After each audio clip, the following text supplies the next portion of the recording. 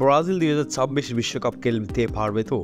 2026 বিশ্বকাপের টিকিট পাবে তো ব্রাজিল? সেই প্রশ্নের উত্তর কিছুটা নির্ভর করছে পরিসংখ্যানের উপর।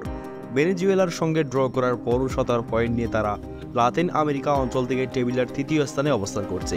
হাতে রয়েছে এখন পর্যন্ত মাত্র 7টি ম্যাচ। এর মধ্যে আরও 4টি ম্যাচে জয় পেলেই 5 বারের বিশ্ব চ্যাম্পিয়ন ব্রাজিলের নিশ্চিত হবে 2026 সালের বিশ্বকাপের টিকিট।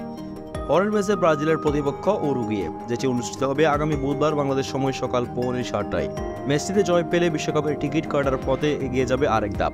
তবে ব্রাজিলের জন্য এবার পথটা কিছুটা সহজ, কারণ 2026 বিশ্বকাপে দক্ষিণ আমেরিকা অঞ্চলের জন্য উঠা বেড়েছে।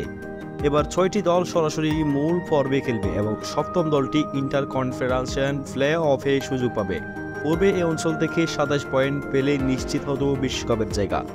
যেহেতু দল বৃদ্ধি পেয়েছে, তাই এবার হয়তো তুলনামূলক কম পয়েন্টও শীর্ষে 6 অবস্থান থাকা সম্ভব। আর ব্রাজিলের কিছুটা ছাপে থাকতে হবে, বিশেষ করে পরবর্তী কঠিন ম্যাচগুলোতে জয় তুলে নেওয়া জরুরি। তবে এখন পর্যন্ত লিওনেল মেসির নেতৃত্বে আর্জেন্টিনা এবং ব্রাজিল দুই দলই 2026 সালে যুক্তরাষ্ট্র, কানাডা এবং মেক্সিকোতে অনুষ্ঠিতব্য মেগা ইভেন্টে নিজেদের অবস্থান নিশ্চিত করার পথে। প্রিয় দর্শক, ফুটবলকে ভালোবাসলে অবশ্যই চ্যানেলটি সাবস্ক্রাইব করবেন।